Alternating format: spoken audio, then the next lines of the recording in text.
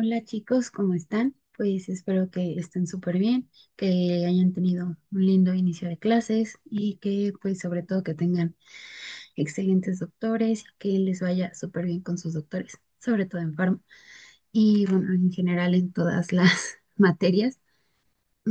Hoy vamos a empezar a ver lo que sería nuestra clase de absorción de fármacos. Para esto voy a compartir pantalla. Mm, La absorción de fármacos, pues va a ser ese proceso dentro de la farmacocinética que sigue después de que ya se liberó nuestro medicamento. Es decir, en el caso de la vía oral, pues ya pasamos toda la parte de desintegración, de disgregación, disolución y todo eso. Y ahora necesitamos que este medicamento o que estas partículas de medicamento lleguen hacia la sangre. Ahorita vamos a ver un poquito acerca de la absorción en diferentes vías, pero como tal, la definición de absorción va a ser el desplazamiento de un fármaco desde el sitio de administración hasta el plasma. Por ejemplo, pues en la vía oral, ay, no, espérenme, ya se regresó a la clase pasada. En la vía oral, pues necesitamos que atraviese el epitelio del estómago o del intestino y que después atraviese el endotelio vascular y finalmente llegue hasta el torrente sanguíneo.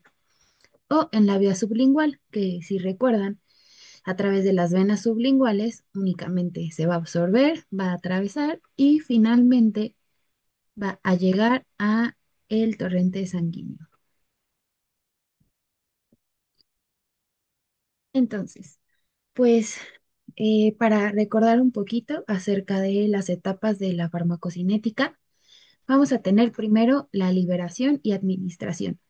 La liberación, pues, va a ser el proceso en el que va a salir nuestro fármaco o nuestro medicamento de su excipiente o del lugar en donde está contenido. Y la administración, pues, van a ser pues todas aquellas vías que nos van a permitir administrar un fármaco, ¿no? Ahora, vamos a pasar al tema del día de hoy, que sería la absorción. La absorción, pues como ya lo mencioné, va a ser el paso del medicamento desde el sitio de administración hacia el torrente sanguíneo. Y posteriormente tenemos los otros pasos que serían distribución, metabolismo y excreción, que los vamos a ver en las clases que siguen. Ok, ahora vamos a ver un poquito acerca de la absorción a través de las diferentes vías de administración. Si recordamos, pues tenemos distintas vías. Puede ser la vía oral o rectal, la vía percutánea, la vía intravenosa, intramuscular, intratecal o inhalada. Y estas vías nos van a permitir que nuestro fármaco actúe de distintas formas o que llegue de distintas formas hacia el torrente sanguíneo. Vamos a empezar con la vía oral o rectal, en general, pues vías enterales. Las vías enterales tienen una peculiaridad a la hora de llegar hacia el plasma o hacia la sangre. En este caso, pues vamos a enfocarnos en la vía oral como tal, que va a llegar hacia el intestino. Desde el intestino se va a dirigir hacia el hígado, si recordamos nuestras clases de anatomía. eh, el intestino va a ser drenado por las venas y todas estas venas se van a conjuntar y van a llegar hacia algo que se llama el sistema porta o la vena porta. Entonces, a través de la vena porta llegan hacia el hígado y del hígado tenemos muchas rutas. El hígado, como vamos a ver en la clase de metabolismo, es como nuestra fábrica. Es el encargado de ya sea activar algunos fármacos que se llaman profármacos, de inactivar otros fármacos o incluso de crear metabolitos tóxicos, de desintoxicarnos también. Entonces, el hígado va a ser como una fábrica o una central que se va a encargar de hacer lo que se llama metabolismo o de metabolizar a todos nuestros fármacos. No es el único sitio que está encargado de metabolizar, sin embargo, pues sí es el principal. Entonces, cuando llegamos al hígado, hay dos vías. Una, que bueno, el fármaco se vaya hacia la bilis nuevamente, es decir, que se drene hacia la bilis y de la bilis, pues, pase al intestino a través de el conducto colédoco y ya pues del colédoco que llegue hacia el duodeno nuevamente. Ahorita vamos a ver más a fondo esta parte de todo como este ciclo, porque sí es importante, se llama ciclo enterohepático. Y este ciclo enterohepático tiene algunos datos o algunas peculiaridades que tenemos que ver ahorita. Después del hígado hay otra cosa, que pues no se vaya hacia la bilis, sino que se vaya hacia la sangre como tal nuevamente. Y también la tercera ruta a partir de la cual se puede ir el medicamento es hacia el riñón. En este caso, pues tiene que llegar al riñón para que pueda ser desechado. Entonces, los metabolitos o como los desechos, por así decirlo, que están sacando, bueno, que están siendo liberados desde el hígado, que ya técnicamente suele ser el fármaco inactivo o un fármaco modificado, se va a ir hacia el riñón para su eliminación. O los metabolitos también se pueden dirigir, uy, los metabolitos también se pueden dirigir hacia la bilis nuevamente y de la bilis pues hacia el intestino y del intestino pues va a tener dos rutas o que sea nuevamente absorbido en este caso para que ya empiece a actuar el medicamento o que sea eliminado desde el intestino a través de las heces. Ahora, la vía percutánea. En la vía percutánea, pues es como el inicio de nuestras vías no enterales. En este caso, pues si recordamos, tenemos dos tipos de administración por vía percutánea. Una que serían pues las cremitas y todo eso, que es un efecto local. Sin embargo, pues tenemos bueno, la vía transdérmica, que nos va a permitir que tenga un efecto sistémico. Entonces, de la vía percutánea se va a dirigir hacia la piel y de ahí hacia el plasma. En este caso, pues solamente aplicaría para la administración transdérmica, como por ejemplo el uso de parches transdérmicos o para aquellos fármacos que pues sí pueden tener un efecto sistémico porque como tal la vía tópica pues no lo va a tener muy poca absorción, entonces únicamente aplicaría para la parte transdérmica, que es el uso de parches transdérmicos anticonceptivos o el uso de parches como de buprenorfina para tratar el dolor. Ahora, la vía intravenosa como tal no tiene un mecanismo de absorción propiamente dicho. Entonces, de la vía intravenosa se va, pues como estamos administrando el medicamento directamente en los vasos sanguíneos, pues realmente no es como un mecanismo de absorción. Sin embargo, pues se toma en cuenta, hay que conocer que es directamente hacia el plasma y esto tiene pues repercusiones importantes a la hora de la cantidad de fármaco administrado. Ahora, la vía intramuscular, pues vamos a dirigirnos hacia el músculo y del músculo vamos a tener una absorción lenta y controlada hacia el plasma. Ahora, la vía intratecal se va a dirigir hacia el líquido cerebroespinal o cefalorraquídeo, como es que lo conozcan. Del líquido cefalorraquídeo se va a ir hacia el cerebro y del cerebro finalmente va a llegar hacia el plasma. Y finalmente tenemos la vía inhalada. La vía inhalada va a llegar, puede llegar hasta, bueno, hacia el pulmón. En el pulmón también tiene una particularidad que tiene pues algunas enzimas que pueden metabolizar aquí directamente el fármaco sin necesidad como de irse hacia el hígado o de la absorción sistémica. Sin embargo, pues sí se va a dirigir posterior al pulmón hacia el plasma. Ahora, ¿de qué depende la absorción? Pues la absorción va a depender de muchísimos factores. Ya habíamos visto algunos, pero los vamos a retomar algunas cosas en esta clase. La primera, pues del área de superficie. Ya habíamos dicho que no va a ser lo mismo que un fármaco se absorba en el estómago a que se absorba en el intestino, ¿no? Porque si recordamos, pues el intestino tiene metros y metros para poder absorber cosas y pues el estómago realmente es muy chiquito, entonces va a tener una absorción más pequeña. De la corriente sanguínea hay órganos que están mucho más irrigados que otros. Por ejemplo, el riñón, pues está súper irrigado, ¿no? Entonces necesitamos, bueno, al riñón van a ser, el riñón, el cerebro y el corazón van a ser como de esos órganos que tenemos que finalmente pues van a recibir mayor cantidad de fármaco. En cuanto a corriente sanguínea, pues también tenemos otro determinante que es el gasto cardíaco. Por ejemplo, van a ver en bloque 2 de fisiología que el gasto cardíaco va a ser la cantidad de sangre que sale del corazón por minuto. A grandes rasgos es eso. Y este gasto cardíaco, pues si disminuye, si está saliendo menos sangre del corazón, nuestro corazón está bombeando menos, pues va a disminuir la cantidad de fármaco que le va a llegar hacia nuestros órganos.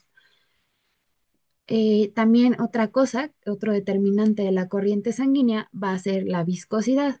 En la viscosidad, pues vamos a ver que hay algunas patologías o algunas enfermedades que nos van a afectar qué tan viscosa es la sangre. Entonces, es como si nosotros pusiéramos el fármaco dentro de un slime, en un slime, y lo dejáramos así correr a través de un vaso, que es súper chiquito, pues obviamente no va a estar llegando el fármaco hacia el cuerpo. Entonces, esto también va a ser un determinante. Ahora,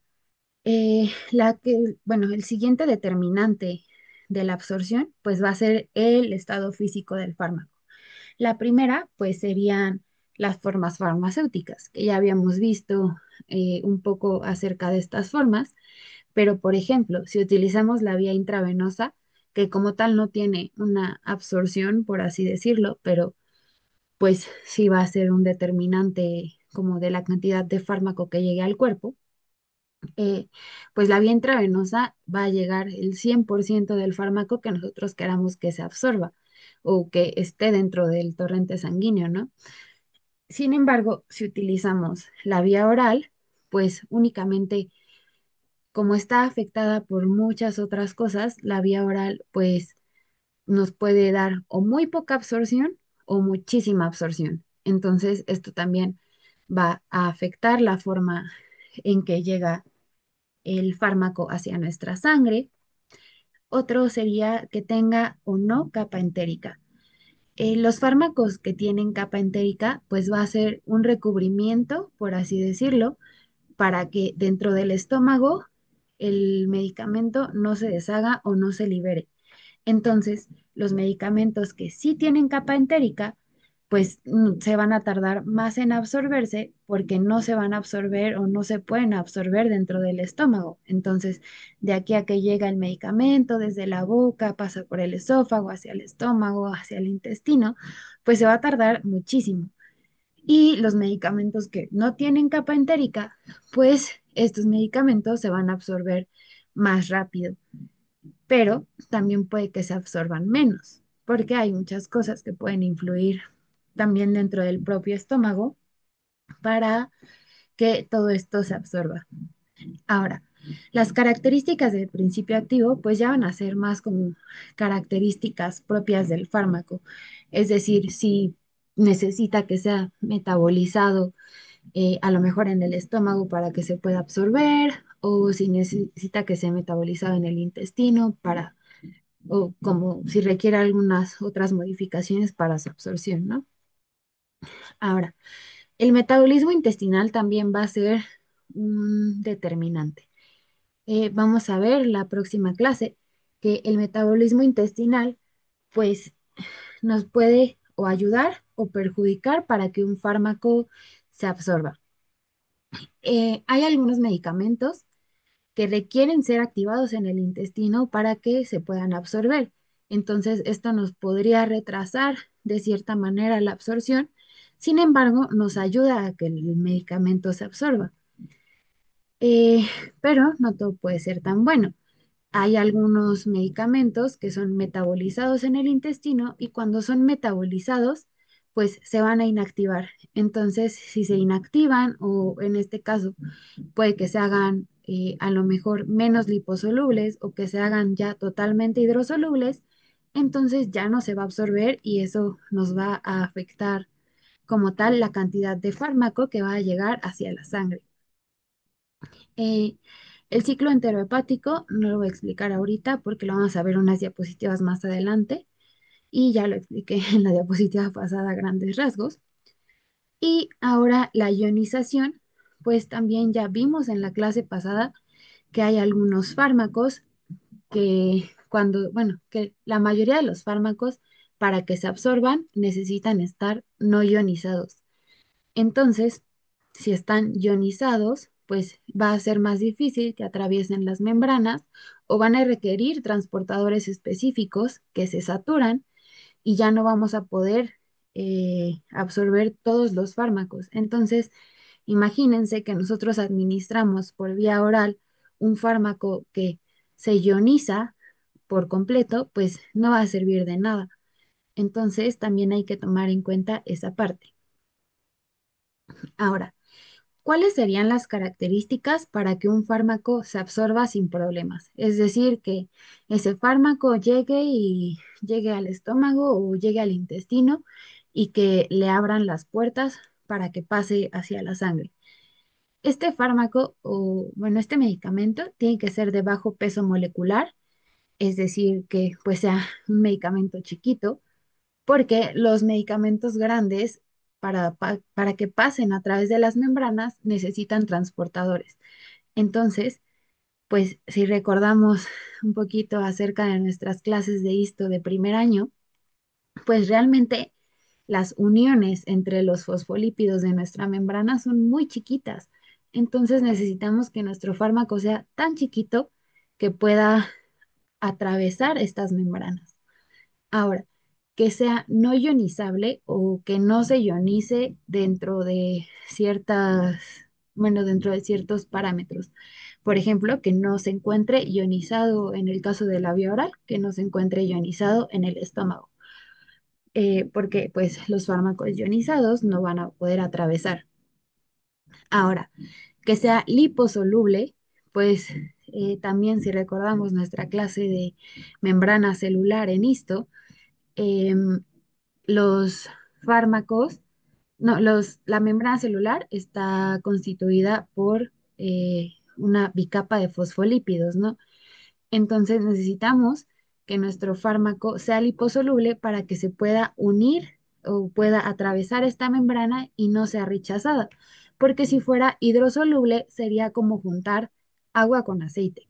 Si juntamos nosotros agua con aceite, pues se van a formar micelas y estas micelas, pues la verdad es que no nos sirve como de nada o si fuera un fármaco, en este caso hidrosoluble, que nosotros intentamos que pase un fármaco, bueno, hacia una membrana que es liposoluble, pues van a chocar y se van a separar y pues no nos sirve que nuestro fármaco sea hidrosoluble. Y finalmente que sean ácidos y bases débiles, que pues también ya lo habíamos visto en las clases pasadas. Ahora, ahora sí vamos a hablar de el ciclo enterohepático, del que ya les había estado hablando mucho. Este, este ciclo enterohepático tiene mucha utilidad porque nos va a permitir algunas cosas. Pero primero, ¿cómo definiríamos el ciclo enterohepático? Es cuando el fármaco que ha sido absorbido, bueno, llega el fármaco, llega hacia nuestro estómago o llega hacia el intestino, se absorbe hacia el torrente sanguíneo y a través del torrente sanguíneo se va a través del torrente sanguíneo se va a dirigir hacia el hígado por el sistema porta. Cuando ya llega al hígado, se va a dirigir eh, a través de la bilis hacia el duodeno. Va a llegar hacia el duodeno, va a ser como liberado, por así decirlo aquí, y aquí va a adquirir dos rutas. Una que sería que sea eliminado a través de las heces y otra que es que regrese hacia la circulación sistémica. Y aquí tenemos algo que se llama efecto de primer paso, que va a ser lo que le va a dar la importancia a nuestro ciclo enterohepático. Como ya habíamos mencionado, pues el hígado va a ser esa fábrica o esa máquina que se va a encargar como tal de metabolizar todos nuestros medicamentos, en donde puede hacer distintas cosas, ya sea que active algunos medicamentos, que elimine algunos medicamentos o que nos cree como productos tóxicos a través de estos medicamentos que posteriormente necesitan ser nuevamente metabolizados, ¿no? Pero entonces, el hígado es nuestra fábrica y como tenemos esta fábrica, cuando un medicamento llega hacia el hígado pues va a ser transformado. Cuando ya pasa hacia el duodeno, pues los fármacos que están inactivos, pues ya no necesitamos que se reabsorban, ¿no? Pero los fármacos que acaban de ser activados o que continúan activos son los que se van a dirigir hacia el intestino. Y esto es importante porque puede prolongar la vida media de algún fármaco en el cuerpo, como lo que ocurre en el caso de la digoxina y la eritromicina, que son reabsorbidos hacia el intestino y son reabsorbidos en la sangre para que puedan volver a actuar. Entonces, esto nos permitiría que, por ejemplo, la eritromicina, supongamos que le damos a nuestro paciente eritromicina. Ya llegó, se absorbió, una parte se fue a actuar y la otra parte, bueno, llega, se metaboliza y se reabsorbe. Una parte se fue a actuar y la otra parte se eliminó. Cuando llega nuevamente hacia el hígado, si esta eritromicina sigue activa, entonces va a llegar otra vez hacia el duodeno y del duodeno puede volver a ser reabsorbido y esto pues nos va a causar un segundo pico de concentración plasmática, que ahorita vamos a ver acerca un poquito de cómo vamos a medir nosotros la distribución de los fármacos y, bueno, la absorción de los fármacos y la distribución, pero es importante saber que gracias a este ciclo enterohepático vamos a tener, bueno, pueden ocurrir tres cosas. Uno, que se disminuya la biodisponibilidad, es decir, que como un fármaco, por ejemplo, si nosotros administramos un fármaco y este se va directamente a ser metabolizado sin que haya tenido efecto, pues va a disminuir la cantidad de fármaco efectivo que tenemos nosotros. Entonces, como una parte se va a eliminar a través de las heces, pues esto nos va a causar una disminución en la biodisponibilidad. Ahora, si prolonga la vida media del fármaco, que pues ya habíamos visto eh, un poquito acerca de esto, y el tercer efecto va a ser que los fármacos tengan doble pico de concentración plasmática. Ahora, vamos a ver un poquito acerca de cuantificación de la respuesta farmacológica. ¿Por qué necesitamos nosotros cuantificar cómo está funcionando un fármaco? Pues esto nos va a permitir varias cosas. La primera va a ser saber qué tanto va a durar nuestro fármaco dentro de nuestro organismo. También nos va a permitir saber qué tanto tiempo se va a tardar nuestro fármaco desde que nosotros administramos el medicamento hasta que éste empiece a actuar de forma efectiva. También nos permite comparar entre fármacos, por ejemplo, si hay algún medicamento que a lo mejor es el mismo principio activo, pero está ligeramente modificado y un medicamento empieza a actuar en 3 horas y otro medicamento empieza a actuar dentro de 8 horas, pues yo preferiría el que empieza a actuar en 3 horas. O a lo mejor puede ser que necesitemos el que empiece a actuar dentro de 8 horas. También la cinética de absorción nos permite calcular,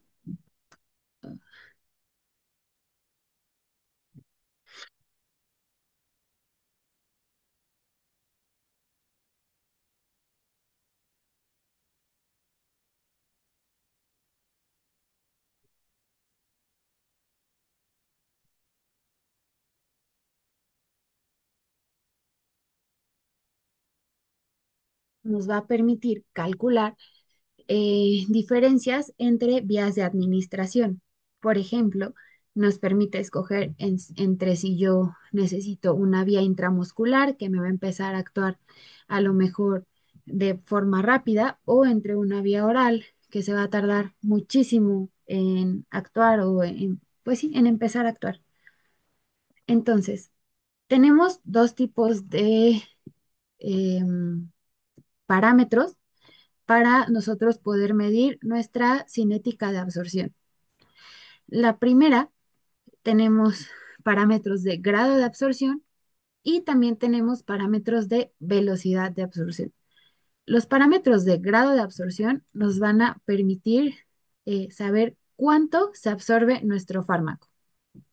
Y aquí tenemos la biodisponibilidad, la concentración plasmática en tiempo cero, el área bajo la curva y la concentración máxima. Ahora, para parámetros, los otros tipos de parámetros son los parámetros de velocidad. En este caso, solo es uno y nos va a determinar qué tan rápido se absorbe nuestro fármaco. En este caso, pues va a ser el Tmax. Vamos a ver cada uno de ellos. Eh, tenemos esta curva que me gustaría pasarme por acá para explicarla un poquito mejor. Eh, listo. Tenemos esta curva.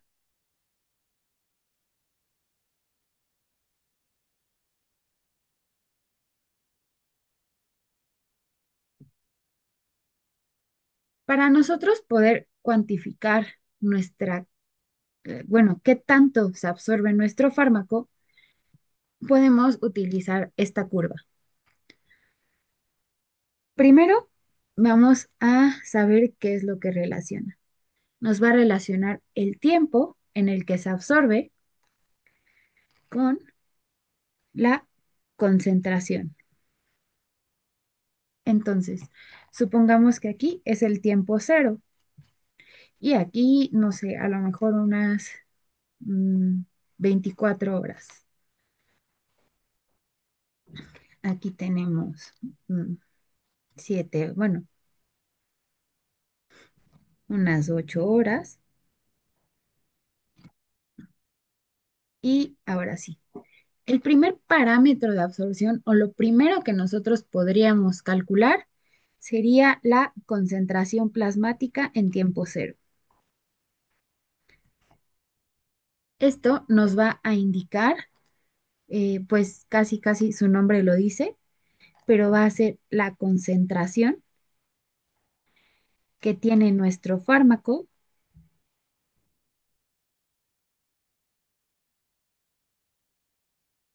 al momento de la administración. Bueno, al momento en que llega hacia la sangre. Entonces, si esta es una curva de un fármaco administrado por vía oral, entonces la concentración plasmática en tiempo cero de nuestro fármaco administrado por vía oral, pues sería cero, porque al inicio, pues necesitamos que se metabolice o que empiece a desintegrarse para que este pueda funcionar, ¿no? Entonces, esta curva nos va a representar la cantidad de fármaco que va llegando a la sangre. Entonces, aquí va subiendo, subiendo, subiendo bueno, ay, sube, sube, sube, sube la cantidad de fármaco que llega a la sangre hasta nuestro segundo parámetro, que va a ser Cmax o concentración máxima. La Cmax o concentración máxima, pues también su nombre lo dice, nos va a medir la concentración máxima del fármaco en sangre. Eh, en este caso, si supongamos que aquí es 50, entonces, pues la concentración máxima en este caso va a equivaler a 50. Ahora, ya después de que nuestro fármaco alcanza nuestra concentración máxima, se tiene que eliminar o tiene que ir disminuyendo su concentración. Entonces, pues va a ir disminuyendo, disminuyendo, disminuyendo hasta que se va a ir hacia la eliminación. Otro parámetro que nosotros tenemos que medir a la hora de, bueno, a la hora de cuantificar nuestra respuesta va a ser Tmax. Tmax va a ser el tiempo que tarda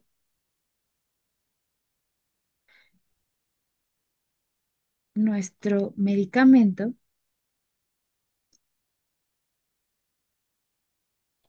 en llegar a la concentración máxima. Entonces, en este caso, pues nuestro Tmax equivale a 8 horas, porque se tardó 8 horas en llegar hasta la concentración máxima. Y finalmente, el último parámetro que tenemos va a ser el área bajo la curva. El área bajo la curva va a ser el tiempo o como la concentración tiempo, porque no es solamente el tiempo, es la relación entre concentración y tiempo que estuvo expuesto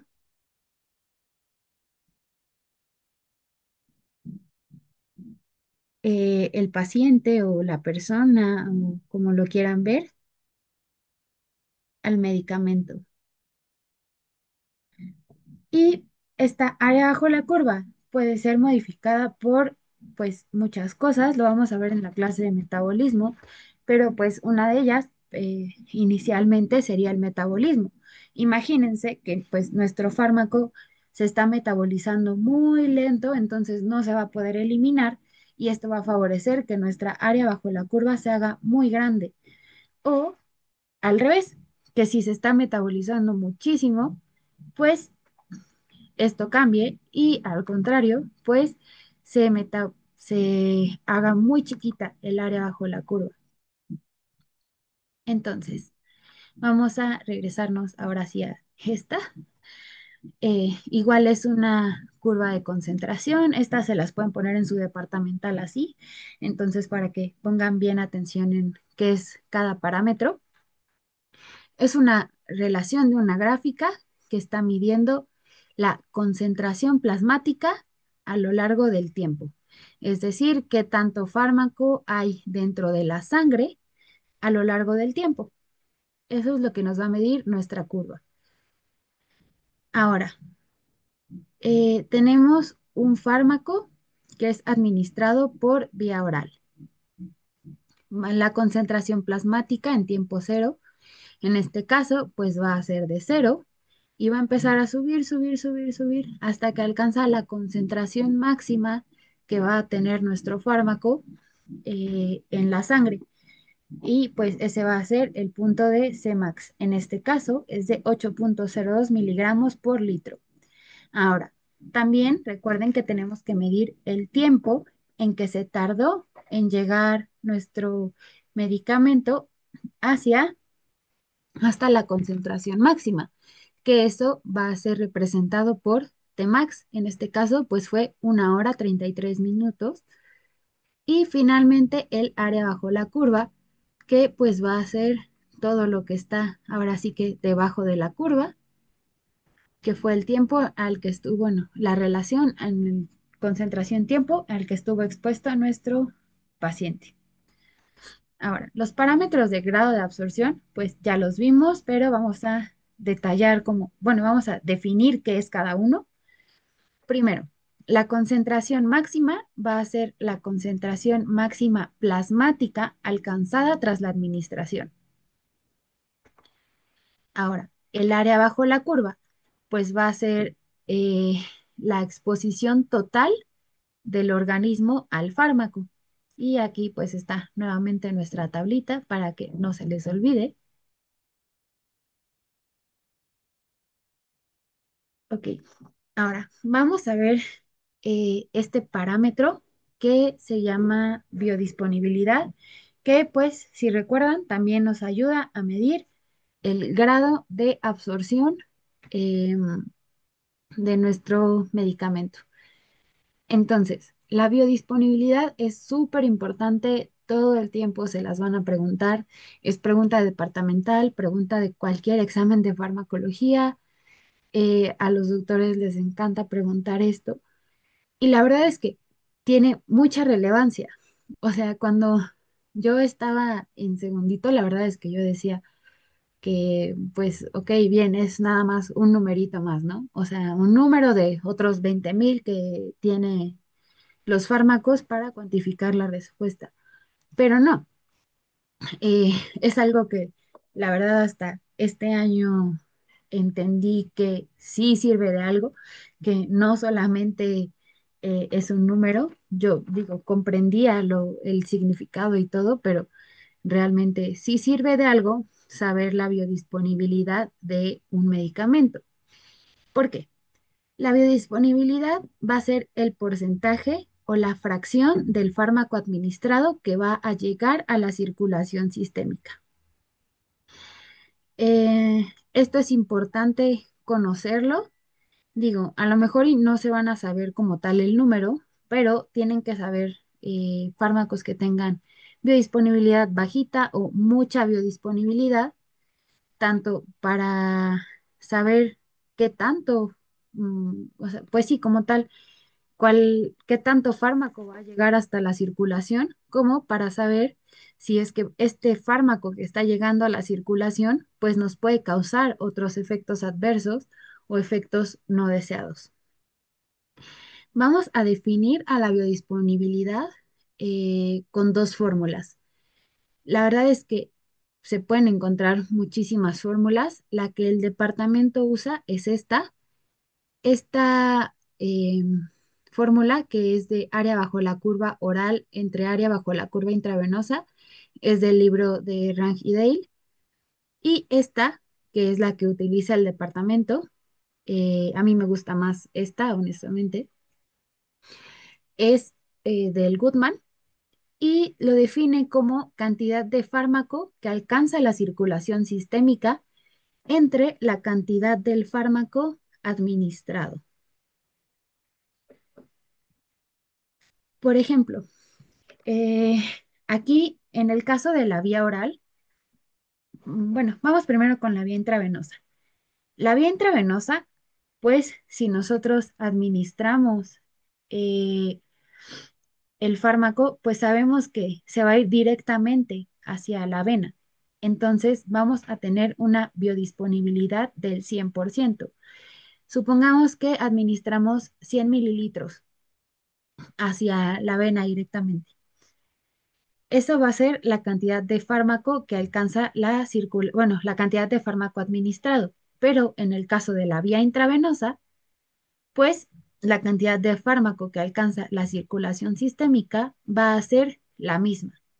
No va a haber variación entre la cantidad de fármaco que se administra y la cantidad de fármaco que alcanza la circulación sistémica. Por eso se dice que la biodisponibilidad de un medicamento administrado por vía intravenosa ¿Es de 100% o es de uno? Si tuviéramos 100 mililitros que alcanzan la circulación sistémica y realmente se administraron 100 mililitros, pues nos va a dar como resultado uno. Por eso se dice que puede ser medido en fracción o en porcentaje, que en este caso pues sería el 100%, porque el 100% del fármaco que se administró está llegando a la sangre. Ahora, la vía oral, pues ya vimos que su absorción puede estar determinada por muchísimos factores, ya sea porque se metabolizó en el intestino, porque interfirieron otros alimentos para que se absorbiera menos, o por mil cosas, porque se transformó antes o porque pasó la mosca, se va a estar afectada la vía oral. Entonces, la cantidad de fármaco administrado, supongamos que nosotros administramos eh, 1 miligramo de cierta tableta, de cierto medicamento. Sin embargo, únicamente la cantidad de fármaco que alcanzó la circulación sistémica, pues fueron 0,5. Entonces, aquí ya se va a ver afectada nuestra biodisponibilidad y por eso se dice que la vía oral va a tener una biodisponibilidad del 5 al 100%. Vamos a continuar viendo acerca de biodisponibilidad.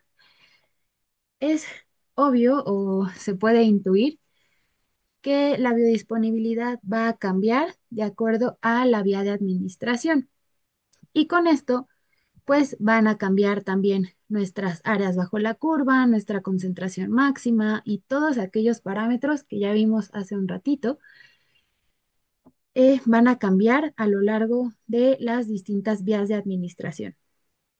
Por ejemplo, iniciando con la concentración plasmática en tiempo cero, que es el primer parámetro que vimos. La concentración plasmática en tiempo cero para una vía intravenosa, pues va a ser directamente lo que nosotros decidimos administrar. Esa dosis que nosotros decidimos administrar va a ser la concentración plasmática en tiempo cero. Entonces, aquí vamos a eliminar eso de que tiene una curva que va, bueno, de que va subiendo, subiendo, subiendo la concentración. No, aquí se administra totalmente la dosis y va a ir disminuyendo. Y que sería lo equivalente, bueno, algunos libros de farma pues ponen eh, como este tipo de curva y algunos otros ponen esta. En este caso, la naranjita que está aquí sería una vía intravenosa, es decir, que tiene una absorción mucho más rápida, llega a la concentración máxima y va disminuyendo. Ahora, la vía intramuscular está representada en este caso por la curva naranja y en este caso por la curva azul. Esto quiere decir que en el caso de la curva azul, pues vamos a tener una dosis más prolongada, se va a tardar más tiempo en llegar a su concentración máxima, va a tardar más tiempo en eliminarse. Entonces, eso es como lo que caracteriza a la vía intramuscular. Ahora, tenemos la vía oral, que nos va a dar este tipo de curva, que también va a tardar en llegar a la concentración máxima, entonces va a tener mayor tiempo máximo y también se va a tardar en eliminarse. Y finalmente, pues tenemos la vía rectal. La vía rectal tiene la característica de que pues sube, sube, sube y va a tener como un tiempo de meseta y ya finalmente pues se va a eliminar. Y estaría bien que se aprendan como que un poquito esta tablita, porque si les llegan a poner en el departamental este tipo de curvas y les dicen como qué significa que el fármaco A, por ejemplo, bueno, que la vía de administración A termine después que la vía de administración B. En este caso, pues significa que duró más tiempo en el organismo o que el fármaco B se elimina más rápido o algo así. Les pueden poner como que ese tipo de ejercicios. Ahora, les hice esta tablita como para resumir un poquito la biodisponibilidad por cada vía de administración. La primera, pues va a ser la vía oral, que pues al ser la más común, la verdad es que la vamos a estar tratando, va a ser como que la que más vamos a estar viendo a lo largo de todas las clases. La vía oral tiene una vía de administración variable, que pues ya vimos que puede ser desde el 5% hasta el 100%. ¿Y esto por qué? Pues porque va a estar afectada por muchísimas cosas, por el pH, por el vaciamiento gástrico, por el metabolismo de primer paso, incluso que pues el metabolismo de primer paso se puede dar en dos sitios en el caso de la vía de administración oral. La primera puede ser en el metabolismo por el intestino y la segunda puede ser el metabolismo en el hígado como tal. Entonces, cuando es metabolizada en alguno de estos dos lugares, se dice que entró a metabolismo de primer paso. Ahora, la vía sublingual va a tener una biodisponibilidad muy alta debido a que va a evitar el hígado. Como va a llegar directamente a la sangre, evitando al hígado, pues tiene una biodisponibilidad muy alta porque va a ser fármaco que llega a la sangre y en el momento va a ser efectivo. Ahora, la vía rectal, pues ya habíamos visto también en la clase de liberación de fármacos que la vía rectal va a tener dos, mm, dos vías de absorción anatómicas como tal. Recuerden que si es absorbido hacia la vena mesentérica inferior, pues se va a absorber menos porque de ahí pasa hacia la porta y se va a ir hacia ser metabolizado y pues todo esto va a disminuir el fármaco que va a ser efectivo. Pero hay una pequeña porción de, bueno, es más grande que pequeña. Hay una porción del fármaco administrado por vía rectal que se va a ir directamente hacia la vena cava inferior y esto nos va a favorecer que haya una biodisponibilidad relativamente alta, que es del 50 hasta el 70%, porque evita parcialmente el metabolismo de primer paso. Ahora, la vía intramuscular también va a tener una biodisponibilidad alta, pues porque evita también el metabolismo de primer paso, ya que se administra directamente hacia el músculo y del músculo pasa al plasma. No necesariamente tiene que llegar hacia el hígado. La vía intravenosa es la que tiene la biodisponibilidad más alta del 100% o de uno porque pues está administrando directamente, no hay una absorción como tal. Y la vía tópica pues va a tener una biodisponibilidad variable, dependiendo de si es local o sistémica. Si es local, pues su biodisponibilidad va a estar más cercana al cero. Y si es sistémica, pues puede aumentar, pero tampoco es como muchísima su biodisponibilidad. Ahora, pues vamos a definir lo que sería Tmax, que es el tiempo que tarda en alcanzarse la concentración máxima. ¿Y por qué es importante conocer el Tmax? Porque necesitamos saber en cuánto tiempo empiezan a actuar nuestros medicamentos y esto va a permitir elegir la vía de administración.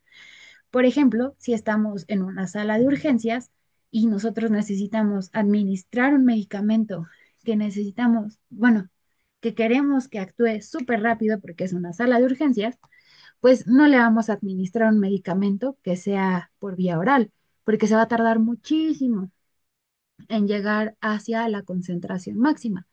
En este caso, preferiríamos a lo mejor una vía intravenosa, que es lo más ideal, o una vía rectal, que también suele ser bastante rápida, o la vía sublingual, que también va directamente hacia alcanzar una concentración máxima. Ahora, finalmente, pues vamos a ver algunos de los factores que van a modificar la absorción. Los podemos dividir en tres grupos: fisiológicos, farmacológicos y patológicos. En cuanto a factores fisiológicos, tenemos la edad, el contenido intestinal, es decir, si no ha desayunado o si ya comió. Esto también vamos a ver que hay algunos medicamentos que tienen que ser administrados en ayunas porque los alimentos pueden interferir con su absorción y pues esto nos va a hacer que disminuya la efectividad de nuestro medicamento y no queremos eso. También puede ser el pH del estómago o del intestino, el vaciamiento gástrico o como tal la motilidad intestinal, es decir, pues si se absorbe, si se mueve más o si se mueve menos. Ahorita vamos a ver un poquito acerca de esto. El metabolismo de primer paso, que ya vimos que es súper importante. Ahora, en cuanto a factores farmacológicos, pues tenemos como tal la forma farmacéutica, el pKa o las interacciones con otros medicamentos. Y en cuanto a factores patológicos, tenemos el síndrome de mala absorción, diarrea o estreñimiento. ¿Y qué es lo que tenemos que hacer? ¿Qué es como lo importante de esta diapositiva o de este microtema? Eh, Cuando tenemos alguno de estos factores, nosotros podemos hacer distintas cosas para ayudarnos a que haya mayor absorción, ya sea que cambiemos la vía de administración, que aumentemos la dosis o aumentemos la frecuencia, o al contrario, que disminuyamos la dosis o la frecuencia.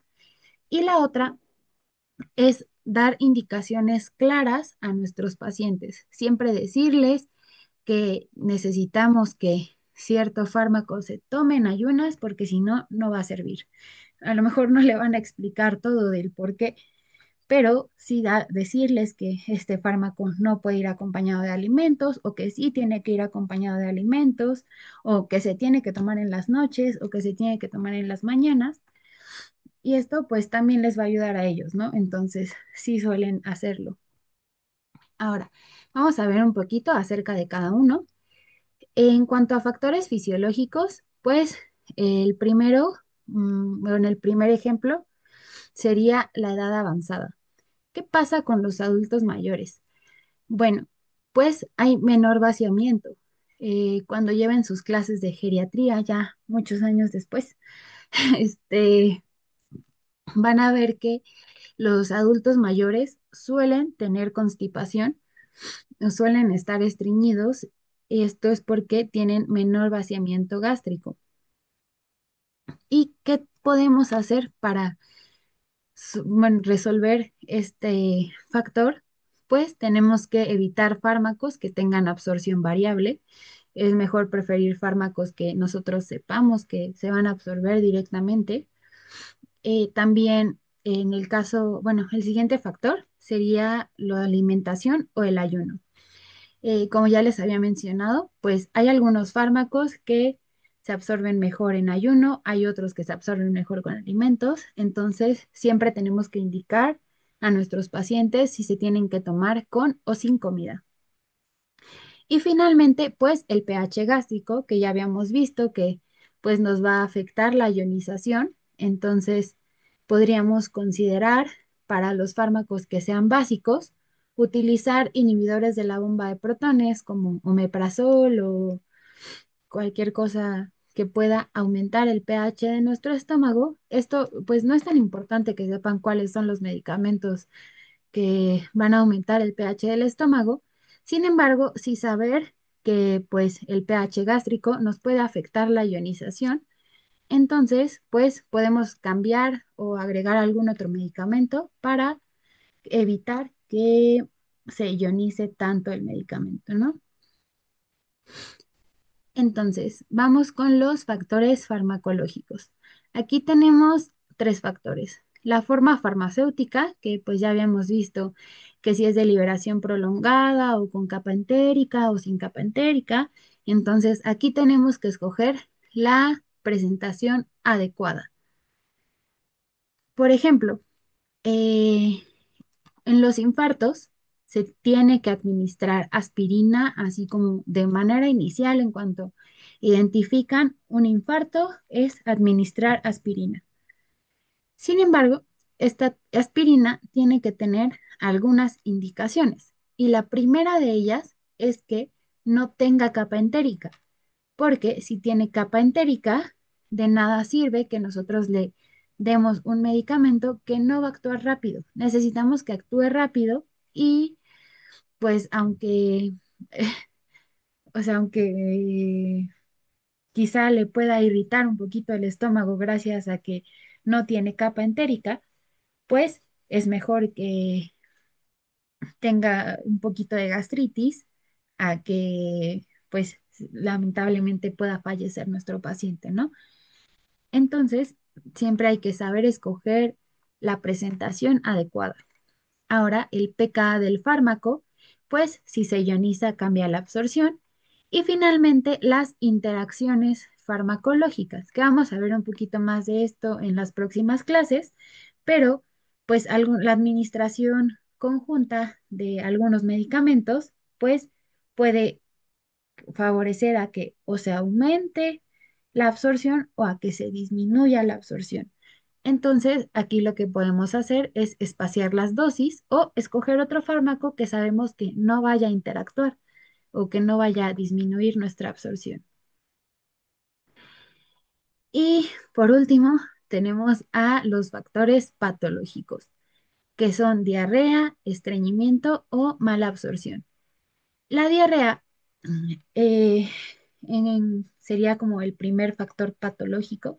Aquí podríamos incluir diarrea y vómito. ¿Qué pasa?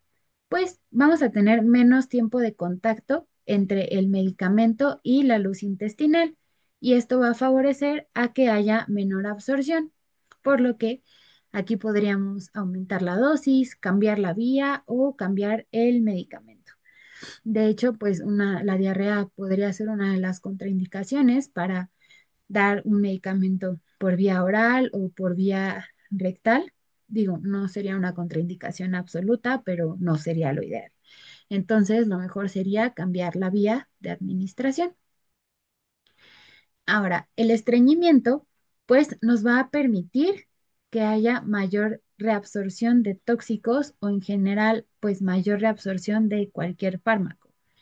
Como ya habíamos visto, hay algunos fármacos que tras ser metabolizados se dirigen hacia el intestino nuevamente y aquí ya no son reabsorbidos y por el contrario se eliminan.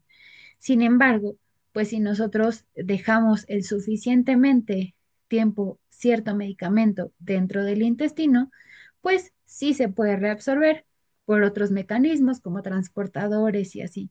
Entonces, tenemos que evaluar siempre el riesgo de que nuestro medicamento se quede acumulado ahí y que pueda causar un potencial daño a nuestros pacientes.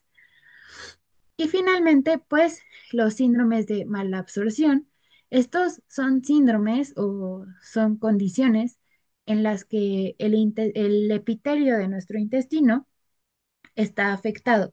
Es decir, pues no nos va a permitir que haya una buena absorción y esto va a causar que haya menor biodisponibilidad de nuestro fármaco. Entonces, aquí podríamos preferir utilizar otra vía, como intravenosa o intramuscular o cualquier vía parenteral. Y listo, eso sería todo. Espero que no tengan dudas. Ya saben que si tienen dudas, pues me pueden mandar mensajito y lo checamos sin problemas. Bye.